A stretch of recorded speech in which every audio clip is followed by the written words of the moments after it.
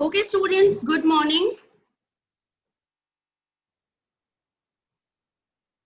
So हम लोगों ने लास्ट लेक्चर में चैप्टर नंबर 1 स्टार्ट किया था और उसके अंदर हम लोगों ने जस्ट अ बेसिक इंट्रोडक्शन लिया था about the graphs in economics and plus हम लोगों ने क्या समझा था, diagram and graph and what is the difference between diagram and graph. ये दो टॉपिक्स हमारे क्लियर हो गए थे लास्ट लेक्चर में, right?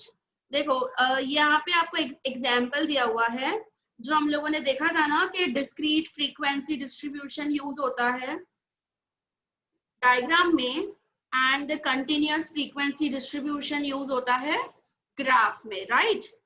So can anyone tell me the difference between one or two points in a diagram and a graph? Anyone? Sanjay, don't do. Screen पे कुछ भी नहीं करना है. Yes, anyone? Can anyone tell me the difference between diagram and a graph? Any 2 or 3 points? Yeah, it's fine, Sanjay, no problem. Anyone? Ma'am. Yes. In diagram is drawn on any paper and graphs are compulsory to be drawn on graph papers only. Okay, very good. Generally, we are not writing the compulsory, but generally the word is used. मैंने वो change करवाया था. Okay, ma'am. जी, और second point, anyone? The diagram, the data is a discrete frequency, and in graph it is continuous frequencies. Very good. Next, कोई बताएगा मेरे को? इतना इजी डिफरेंस बिटवीन था डायग्राम और ग्राफ का, आपसे 2 या 3 मार्क्स में तो मोस्टली पूछा ही जाता है.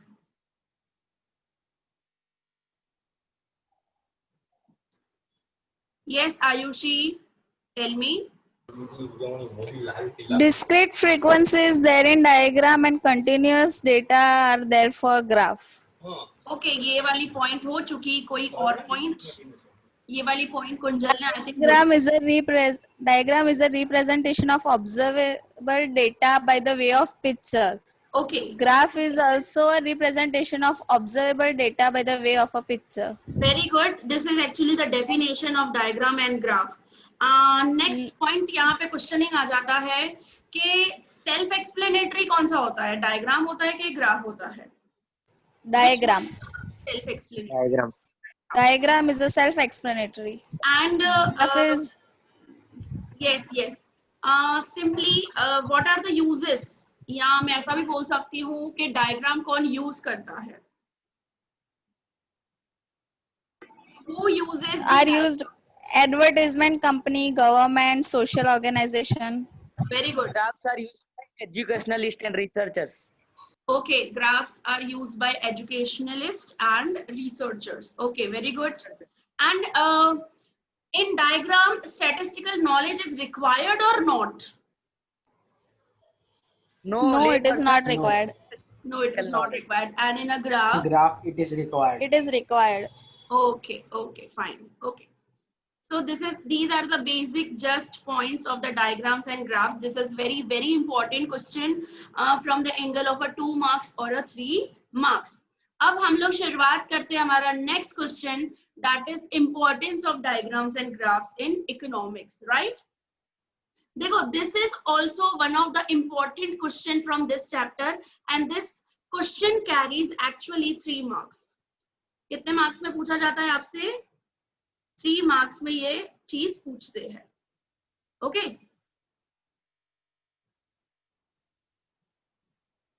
One of the most important is importance of diagrams and graphs आता ही है. जैसे आपको पता है कि इस पर्टिकुलर चैप्टर में से आपसे 1 मार्क एमसीक्यू, 1 मार्क का शॉर्ट क्वेश्चन 1 लाइन वाला एंड देन 2 मार्क्स में भी पूछा जाता है एंड 3 मार्क्स में भी पूछा जाता है. और 3 मार्क्स में ज्यादा से ज्यादा चांसेस इसके होते हैं importance of diagrams and graphs in economics. Can anyone tell me what are the importance, what are the benefits of diagrams and graphs in economics? We know that we are using diagrams and graphs in all subjects, but in economics, from economics angle viewpoint, diagrams और graphs के क्या benefits हो सकते हैं? Anyone? We can show in simple form. Okay, so economics ऐसा लगता है कि बहुत ज्यादा complicated subject है, तो थोड़ा easy हो जाता है डायग्राम और ग्राफ से, राइट?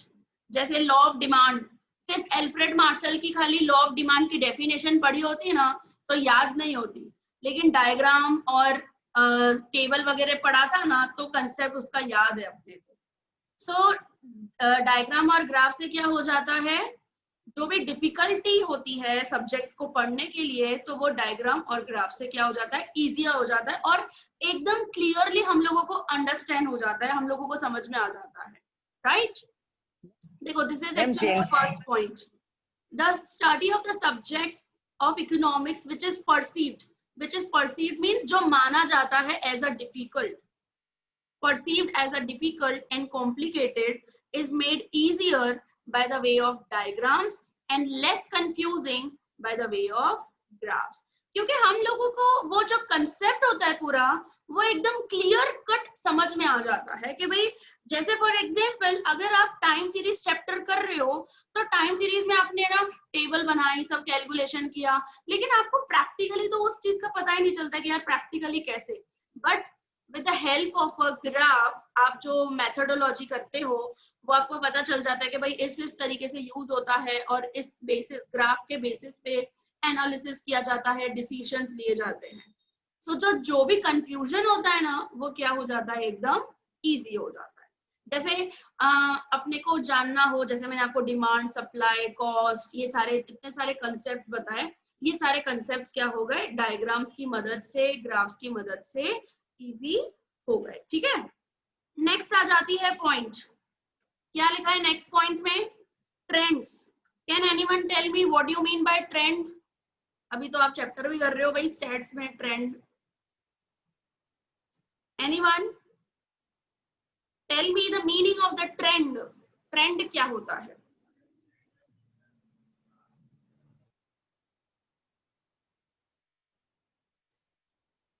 एनीवन?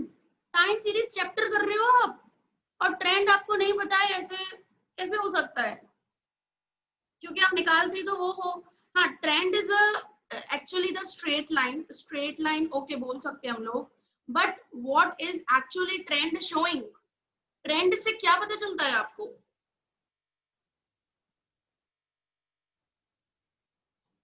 एनीवन? नो रौनक, डिमांड कैसे पता चलेगा? हाँ, अगर आपका डेटा वगैरह हो तो हाँ डिमांड अपने को पता चल सकता है, बट मेरे को एक्चुअली मीनिंग चाहिए ट्रेंड का. सो मैं बता रही हूँ, ट्रेंड का मतलब होता है लॉन्ग टर्म फ्लक्चुएशन. क्या होता है? लॉन्ग टर्म फ्लक्चुएशन, उसको बोला जाता है ट्रेंड, राइट? देखो, आप लोग जनरली क्या करते हो, मैं आपको दिखा देती हूँ by the way of this. Generally आप है ना कैलकुलेट करते हो, टेबल बनाते हो इस तरीके से, फिर है ना मूविंग एवरेजेस वाला मेथड एक्चुअली अप्लाई होता है. वो हम लोग है ना इस तरीके से टेबल वगैरह बना देते हैं, कैलकुलेशन कर लेते हैं सारी टेबल के फॉर्म में सारी चीजें, और फिर उसके बेसिस पे ये टेबल जितनी है ना, जैसे आपको यहाँ पे आता होगा Q1, Q2, Q3, Q4, ऐसा करके बहुत बड़ी लिस्ट बनती है. उसके बेसिस पे हम लोग क्या बोल रहे हो? एनीवन? किसी को कुछ क्या हुआ? देखो, अभी इसमें क्या होता है particularly, Tiger sampai na sahih dah, itu sahih, so badi ko. एक minute Itu so ni badi.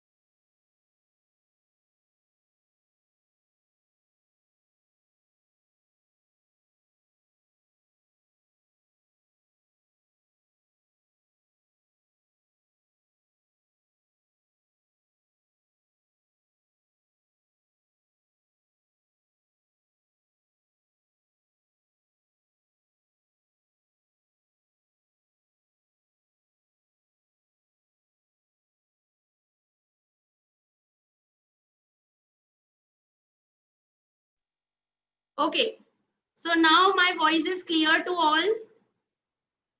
सभी को आ रही है आवाज? Yes. देखो, रेड लाइन जो है, रेड लाइन से हम लोगों ने क्या किया? शॉर्ट टर्म फ्लक्चुएशंस किया, और जो ग्रीन लाइन से हम लोगों ने किया, that can be termed as long term fluctuation. और लॉन्ग टर्म फ्लक्चुएशन को हम लोग क्या बोलते हैं? ट्रेंड। क्या बोलते हैं? ट्रेंड। समझे क्या बोला जाता है इसको? मैं अच्छे से लिख रही हूँ, एक मिनट। ट्रेंड।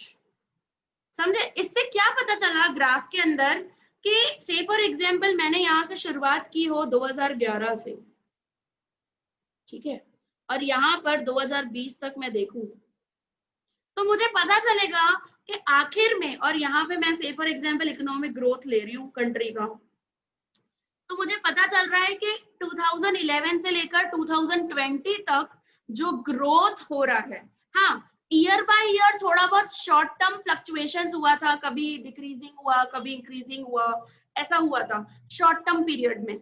लेकिन अगर मुझे 10-12 साल का अगर मेरे को देखना हो ना कि ग्रोथ कंट्री का कैसे हुआ, कि भाई 2011 से लेकर 2020 तक क्या हुआ, तो ये जो पता चल रहा है हमको, उसको बोला जाता है लॉन्ग टर्म फ्लक्चुएशन, और उसको बोला जाता है ट्रेंड। क्या बोला जाता है? ट्रेंड। समझे? अब पॉइंट क्लियर हुई? What do you mean by trend? आप जो भी निकालते हो, सेल्स, जैसे कंपनी की सेल्स जाननी हो अपने को, तो कोई शॉर्ट टर्म, ये रेड वाली जो है ना, वो शॉर्ट टर्म बता रही है कि भाई 6 मंथली कितनी सेल्स हुई, क्वार्टरली कितनी सेल हुई। और जैसे ये क्वार्टर मैंने जो लिया है ना, से फॉर एग्जांपल ये 2011 का लिया है, फिर सेम मैं 2012 का लूंगी, 13 का लूंगी, 14 का लूंगी, और फिर मैं शॉर्ट टर्म फ्लक्चुएशंस निकालूंगी, और उसके बाद क्या करूंगी? सीधी मैं एक इनिशियल पॉइंट से लेकर एंड ऑफ पॉइंट तक मैं लेकर जाऊंगी कि कैसा है, इंक्रीजिंग वे में है कि डिक्रीजिंग वे में है। तो मुझे पता चलेगा कि 2011 से लेकर 2020 मेरे कंपनी की सेल्स ऊपर गई है कि नीचे गई है। This is actually the trend. उसको क्या बोला जाता है? ट्रेंड बोला जाता है। समझ में आया हर किसी को? ये आप लोग सीखोगे टाइम सीरीज चैप्टर में, और ऐसा बनाओगे भी ग्राफ। आई थिंक बना रहे होंगे, एक दो तो बनाया होगा आपने, या क्या कुछ। मूविंग एवरेजेस आपका मेथड स्टार्ट हो चुका है, आप प्रैक्टिकली वो चीज करोगे सब कुछ, ठीक है? Everyone clear about the trend? Any doubt related to trend? किसी को कुछ नहीं समझ में आया हो ट्रेंड रिलेटेड, सो प्लीज मुझसे पूछ सकता है। अगर if you are clear, so please raise the hand. Raise hand कर दो। ओके फाइन, ओके, समझे? तो ऐसे ही इकोनॉमिक ग्रोथ का ट्रेंड बनता है, पॉपुलेशन का ट्रेंड बनता है। से फॉर एग्जांपल पॉवर्टी का अपने को बनाना हो, मतलब हम लोगों को 10-12 साल का पीछे का देखना हो ना, कि 10-12 साल क्या रिजल्ट हुआ, पॉवर्टी डिक्रीज हुई, अनएम्प्लॉयमेंट डिक्रीज हुई, इकोनॉमिक डेवलपमेंट इंक्रीज हुआ। ओके, सो ऐसे सारी चीजें हम लोग ट्रेंड यूज कर कर, ग्राफ यूज कर कर हम लोग जान सकते हैं इकोनॉमिक्स के अंदर, ठीक है? सेल्स हो गया, ये भी चीज इधर ही आ जाएगी।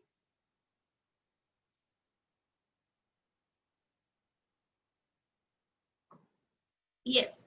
सो देखो यहाँ पे क्या लिखा हुआ है सेकेंड पॉइंट में, trends of certain economic parameters. Economic parameters का मतलब क्या होता है, इकोनॉमिक इवेंट्स, जैसे इकोनॉमिक ग्रोथ, पॉपुलेशन, पॉवर्टी, ये सब इकोनॉमिक पैरामीटर्स है। ओवर वेरियस ईयर्स, आ गया ना, trend of certain economic parameters, मतलब मैं ऐसा बोलूं कि trend of economic growth over various years can be observe through a single diagram और अ ग्राफ। तो सिंगल डायग्राम या ग्राफ से आपको पता चल सकता है। जैसे मैंने आपको बताया यहाँ पे जो शॉर्ट टर्म फ्लक्चुएशंस हुए, और एक लाइन से आपको पता चल सकता है कि क्या हुआ वेरियस ईयर्स का, समझे। नेक्स्ट आ जाती है पॉइंट ट्रेंड। अगर आपसे कोई भी पूछे ना तो आप बताओगे that is actually long term fluctuation. Long term fluctuation हम लोगों को लाइन के थ्रू पता चलता है, एक अपने लाइन क्रिएट कर देते हैं शॉर्ट टर्म फ्लक्चुएशंस को यूज कर। नेक्स्ट पॉइंट क्या लिखी है, changes occurring various sectors of economy can also be easily understood. अभी various sectors, just tell me how many sectors are there in the economy, कितने सेक्टर्स है, tell me. So मैं आपको बताऊं कितने सेक्टर्स है, 3। कौन से,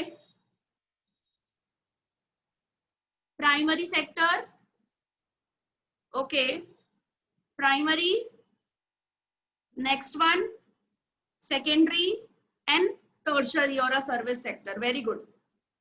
अभी यहाँ पे मैं आपको दिखाती हूँ, जैसे फॉर एग्जांपल 2011 का अगर अपने कंपैरिजन करें, सो this is agriculture sector, this is industrial sector. Actual बताती हूँ आपको, रुक जाओ एक सेकेंड। सीन क्या था,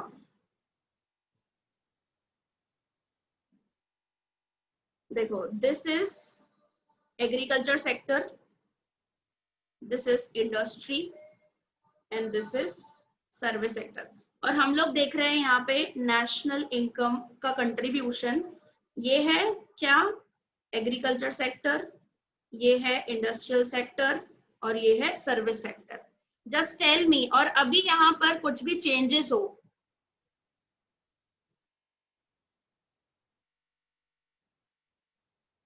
अब मैं लेकर आ रही हूं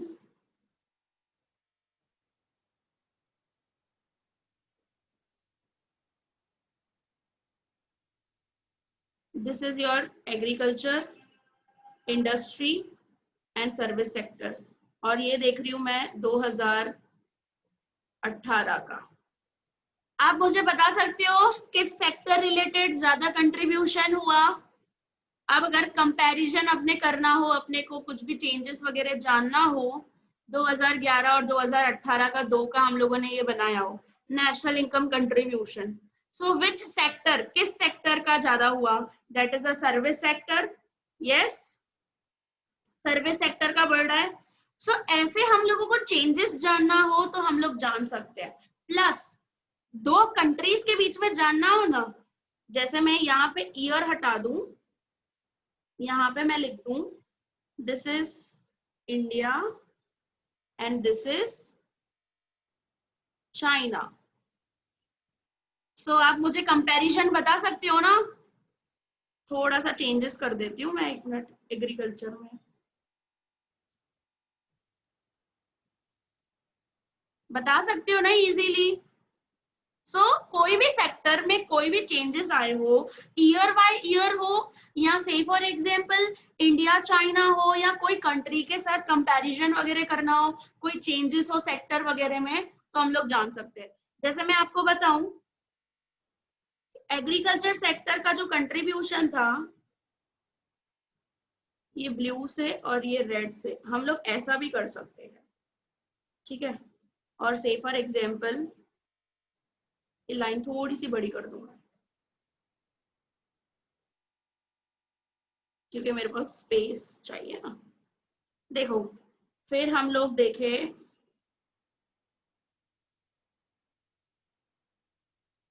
इंडस्ट्रियल सेक्टर, फिर से फॉर एग्जांपल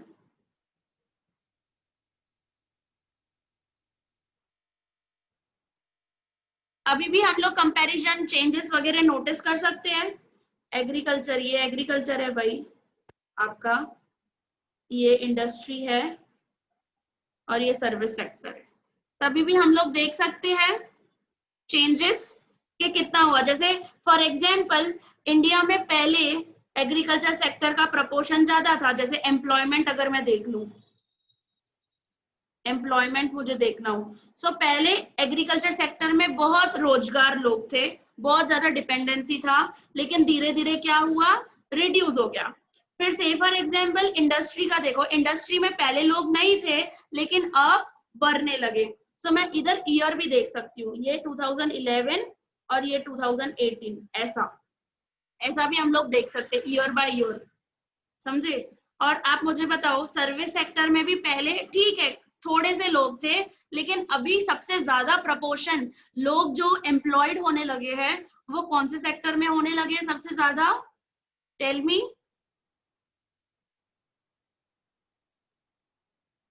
कौन से सेक्टर में सबसे ज्यादा लोग एम्प्लॉयड होने लगे हैं? टेल मी ना।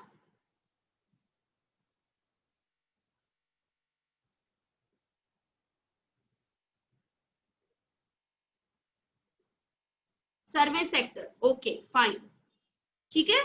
सो ये इस तरीके से हम लोग चेंजेस ऑब्जर्व कर सकते हैं with the help of graph and diagram, ठीक है। सो ये थर्ड पॉइंट क्लियर। देखो हर एक चीज है ना प्रैक्टिकली कर कर देखने की कि कैसे। फिर नेक्स्ट आ जाती है आपकी फोर्थ नंबर पॉइंट, कि comparison can also be easily drawn. अभी जैसे मैंने आपको इंडिया और इसका कंपैरिजन दिखाया, वैसा भी हो सकता है। ईयर बाय ईयर का कंपैरिजन भी हो सकता है, या रूरल एरिया अर्बन एरिया में लिटरेसी कितनी है, मेल फीमेल में लिटरेसी कितनी है। सो ऐसे कंपैरिजंस भी हो सकते हैं। सो देखो comparisons can be easily drawn for the distribution of some economic parameters between groups या classes बोल सकते हैं हम लोग, या region wise भी आप देख सकते हो कि केरला का मुझे देखना हो और हमारे गुजरात का देखना हो, ऐसा सब भी हो सकता है। रूरल एरिया का देखूं, अर्बन एरिया का देखूं, सेक्टर वाइज भी हो सकता है, industrial sector, agriculture sector, service sector का कंपैरिजन, या टाइम पीरियड्स हो, टाइम अलग अलग टाइम पीरियड 2011 में कैसा था, 2015 में कैसा है, 2018 में कैसा है, 2020 में कैसा है। सो इस तरीके से हम लोग कंपैरिजन इजीली कर सकते हैं। So this is the third point. Fifth point आ जाती है कि when many aspects of economics which are found apparently difficult, जो एक्चुअली ऐसा माना जाता है इकोनॉमिक्स के अंदर कि भाई कुछ ऐसे कंसेप्ट्स होते हैं, कुछ ऐसे एस्पेक्ट्स होते हैं बहुत जो डिफिकल्टी माने जाते हैं, बट थ्रू द डायग्राम और अ ग्राफ, एक तो time and effort of presenter in explaining, मतलब जैसे फॉर एग्जांपल टीचर का एक्सप्लेन करने का समय भी बचता है एंड रीडर का अंडरस्टैंड करने का समय भी बचता है, वो जल्दी से अंडरस्टैंड कर लेता है। जैसे मैंने आपको बताया था ये चीज, this is price, this is demand. So जैसे प्राइस 50 थी तो डिमांड कितनी थी, से फॉर एग्जांपल 1, प्राइस 40 हो गई, डिमांड 2 हो गई, प्राइस 30 हो गई, डिमांड 3 हुई, प्राइस 20 हो गई, डिमांड से फॉर एग्जांपल 4 हो गई, राइट। अभी इसी चीज को हम लोग इजीली बता सकते हैं ना। सो हम लोगों को पता चल जाएगा कि इधर रिवर्स हो रहा है, इनवर्स रिलेशन है प्राइस एंड डिमांड का। जैसे मैंने यहाँ पे 10, 20, 30, 40 और यहाँ पे डिमांड इधर और 0 रख दूं, इधर 1, 2, 3, 4, ठीक है। चलो अभी मेरे को बताते जाओ 50 पे क्या होगा। अच्छा 50 भी मेरे को एक मिनट मेरे को लिखना है 50, जस्ट टेल मी 50 पे क्या होगा, कितनी डिमांड है 50 पे, टेल मी। 1, ओके ये आ गया 1 पे। 40 पे कितनी डिमांड है, पहले 1 लीटर दूध ले रहे थे, अभी 40 रुपए दूध हो गया तो कितना, 2।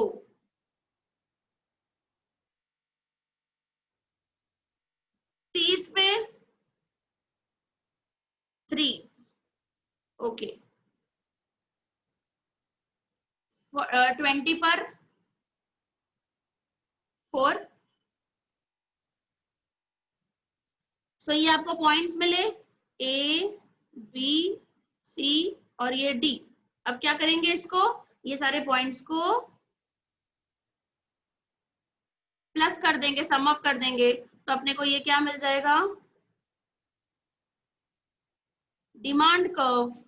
यस और नो, मिल जाएगा ना डिमांड कर्व आपको। मैं थोड़ा ऐसे बना रही हूँ। So this actually line shows the demand curve. So देखो, एक सेकंड में आपको कंसेप्ट भी समझ में आ गए, ग्राफ हम लोगों ने बना दिया और ये पूरा समझ में आ गया। मेरे को भी इजी वे लगा और फटाफट समझा दिया मैंने, आप लोगों ने भी अच्छे से फटाफट समझ लिया इस चीज को। अभी आपसे पूछूंगी ना कि प्राइस और डिमांड का कैसा रिलेशन है, तो आप बताओगे क्या भाई इनवर्स रिलेशन है, प्राइस बढ़ता है डिमांड कम होता है, समझे इस तरीके से। सो रीडर का भी और प्रेजेंटर का भी टाइम क्या होता है, सेव होता है with the help of diagram and graph. Concept हम लोग इजीली बता सकते हैं ग्राफ के थ्रू। चलो 6th पॉइंट आज आ रही है, वही चीज बोली है। देखो, certain difficult principles of economics are easy to understand with the help of diagram and graph. For example, concept of expansion and contraction of demand, ये अभी जो अपने ने देखा, डिमांड का देखा, फिर उसमें हम लोग बता सकते हैं कि एक्सपांशन कब हो रही है डिमांड, कॉन्ट्रैक्शन कब हो रही है डिमांड। सप्लाई में देख सकते हैं price elasticity of demand and supply. तो ये कंसेप्ट्स क्या हो जाते हैं, इजी हो जाते हैं by the way of picture, means diagram और अ ग्राफ। ट्रेंड्स भी हम लोगों को पता चल सकते हैं by the way of time series graph. आप लोग टाइम सीरीज कैलकुलेशन करोगे और उसके बाद ग्राफ बनाओगे। फॉर एग्जाम्पल, फॉर इंस्टेंस, देखो मैंने आपको बताया ना, short term and regular irregular fluctuations in agriculture और regular fluctuations in industries are calculated by the method of time series. ये वर्ड आपको बोला ना मैंने, short term and long run, मैंने जो आपको बताया this is a short run, लेकिन इसी चीज को अगर मैं बता रही हूँ so that is actually long run fluctuation. So हमको पता चल सकते किससे, by the method of time series, and their trends are presented by the way of time series graph. So 6 की 6 points आपको clear हो गई, everyone clear? 6 की 6 points, just raise a hand, or if you have any doubt so you can ask me. Clear? 6 की 6 points। देखो 3 mark का question है, 6 की 6 पॉइंट्स होनी चाहिए इसके अंदर। हाँ, आप है ना इस पॉइंट के अंदर एग्जाम्पल ले सकते हो, 1 या 2, जरूरी नहीं है सारे एग्जाम्पल्स लिखो। ओके, चलो will move to the next part. This question actually, ये वाला जो आपका क्वेश्चन है, aspects to be considered while drawing a diagram और अ ग्राफ, ये क्वेश्चन आपसे 5 मार्क में पूछ लिया था। कब? 2020 के पेपर में। बोलो, जबकि मैंने आपको बताया था कि ये चैप्टर में से 5 मार्क का नहीं आता है, लेकिन ये क्वेश्चन भी पूछा था और डायग्राम और ग्राफ भी पूछा था आपसे 5 मार्क के अंदर। सो ये वाला क्वेश्चन अभी, मतलब मैं इसकी वजह से बोलती हूँ आपको कि इकोनॉमिक्स में ना कभी भी अपने को ये नहीं रहने का भाई, वेटेज के अकॉर्डिंग नहीं चलने का। हम लोगों को जो भी क्वेश्चन है ना, वो सारे क्वेश्चन अच्छे से करने के, जबकि ये question actually carries 3 marks. 3 mark का क्वेश्चन है, लेकिन आपसे 2020 के पेपर में 5 मार्क का पूछ लिया था, लास्ट ईयर पेपर में सब बच्चों से। सो बच्चे कंफ्यूज हो गए थे, यार 3 मार्क का आंसर है, इतना बड़ा कैसे लिखे, अभी 1-1.5 पेज में तो आंसर खत्म हो जाता है। तो मैं आपको बताऊं कि ये आंसर लिखने का तरीका कैसा है, 5 मार्क का कैसे बनाने का अपने को आंसर, अगर कभी कभार ऐसे 3 मार्क्स का 5 मार्क में पूछ ले, तो थोड़ा बहुत बेसिक इंट्रोडक्शन आप डायग्राम और ग्राफ का दे सकते हो, एंड देन आप स्टार्ट करो कि what are the aspects. Aspects को हम लोग यहाँ पे बोल सकते हैं पॉइंट्स। क्या बोल सकते हैं? Points. What are the points to be considered? कौन सी पॉइंट्स को हम लोगों को ध्यान में रखना पड़ेगा जब हम लोग एक डायग्राम और एक ग्राफ बना रहे होते हो? So can anyone tell me कौन सी पॉइंट्स को आपको ध्यान में रखना पड़ेगा? एनीवन? कौन सी चीजों को आपको ध्यान में रखना पड़ेगा? दिस इज, देखो सबसे पहले तो क्या करोगे, रिप्रेजेंटेशन ऑफ एक्सिस। मैंने x और y को रिप्रेजेंट कर दिया, अब क्या करोगे, एक जनरली डायग्राम और ग्राफ कैसे बनाया जाता है, कुछ चीजों को ध्यान में रखना पड़ता है ना हमको। दिस इज ओरिजिन, ये हो गया। अब मुझे बताओ क्या करोगे, डेटा के अकॉर्डिंग सबसे पहले तो चूज करोगे। जैसे फॉर एग्जांपल अगर आपको डेटा दी गई हो, सिंपल, जैसे यहाँ पे ईयर दिया हो और यहाँ पे सेल्स दी हो, सो ईयर जैसे 2011, फिर सेल्स है 50 यूनिट, 2012, 2013, 2014, तो से फॉर एग्जांपल 40 हुई, फिर 80 यूनिट हो गई, फिर 100 हो गई सेल्स। सो जनरली आप कौन सा डायग्राम बना सकते हो, सो ये डेटा के अकॉर्डिंग आपको चूज करना पड़ेगा कि हमारा डायग्राम कैसे बनेगा। ये स्केल्स एंड मेजर्स का आप ध्यान रखोगे, मैं बता रही हूँ आयुषी उसके रिलेटेड। सो ईयर कहाँ लिखोगे मुझे बताओ, एक्स एक्सिस, अगर अपने से फॉर एग्जांपल इधर ये वाली डेटा का अपने डायग्राम बनाए तो ईयर कहाँ पे आएगा, एक्स एक्सिस पे के वाई एक्सिस पे? Just tell me. X axis पे, ठीक है, चलो मैं यहाँ पे लिख देती हूँ ईयर, और सेल्स कहाँ लिखूंगी, वाई एक्सिस पे। सो यहाँ पे मैंने लिख दी सेल्स। चलो अभी क्या करना है, स्केल्स और मेजरमेंट अपने को सोचना पड़ेगा ना। मेरे को बताओ, ईयर तो देखो 1 सेंटीमीटर का अपने ले लेंगे। देखो ओरिजिन से जो हो रहा है ना, जितना ओरिजिन है, ओरिजिन से हम लोग पहले सेंटीमीटर का जितना स्पेस ले रहे हैं ना, उतना ही स्पेस दूसरे में भी लेंगे। गलती नहीं करेंगे ये, समझे? आप ऐसा नहीं कर सकते हो, जैसे फॉर एग्जांपल मैं आपको दिखाऊं कि आपने पहले 1 सेंटीमीटर लिया और फिर सीधा 2 सेंटीमीटर लोगे, ऐसा गलती नहीं करोगे, समझे? आप यहाँ पहले 2 सेंटीमीटर ले रहे हो, फिर 1-1 सेंटीमीटर का स्पेस ले रहे हो। सो आपको स्केल्स एंड मेजर्स प्रॉपर तरीके से यूज करने हैं, वो चीज का ध्यान होना चाहिए कि ओरिजिन में जितना स्पेस है, ओरिजिन से फर्स्ट 2011 में जितना स्पेस है उतना ही आप दूसरे में भी लोगे, समझे? ये चीज का ध्यान रखना है। प्लस यहाँ पे भी अगर आप 1 सेंटीमीटर ले रहे हो तो 1 सेंटीमीटर ही सब में लोगे। काफी बच्चे क्या करते हैं, गलती कर देते हैं इसमें, और 5 मार्क का जो आपसे डायग्राम पूछा जाता है ना, वो पूरा का पूरा रॉन्ग। बच्चे क्या करते हैं, पहले 2 सेंटीमीटर का स्पेस ले लिया, उसके बाद 1-1 सेंटीमीटर का स्पेस लेंगे, ऐसा करते हैं ये लोग। सो स्केल्स एंड मेजरमेंट का बहुत ध्यान रखना है जब भी अपने कोई डायग्राम या ग्राफ बना रहे होते हैं। सो ये पर्टिकुलर अगर 1 सेंटीमीटर ही आप ले रहे हो तो 1 सेंटीमीटर ही लेना है। अगर 2 सेंटीमीटर स्टार्टिंग से ही ले रहे हो तो 2 सेंटीमीटर हर किसी में 2 सेंटीमीटर लेना है। So that should be clear, हाँ ये चीज क्लियर होनी चाहिए।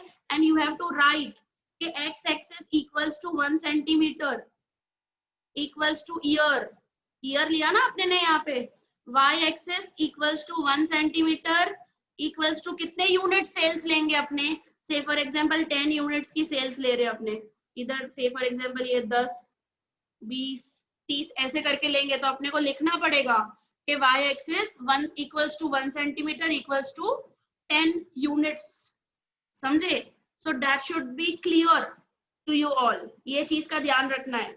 फिर एक और चीज आ जाती है कि ग्राफ नीट एंड क्लीन होना चाहिए। क्या होना चाहिए? Graph neat and clean. ऐसे गंदा वाला ग्राफ नहीं बनाना है किसी को भी। राइटिंग पेंसिल स्केल्स यूज कर कर अच्छे से हम लोगों को ग्राफ बनाना है, समझे?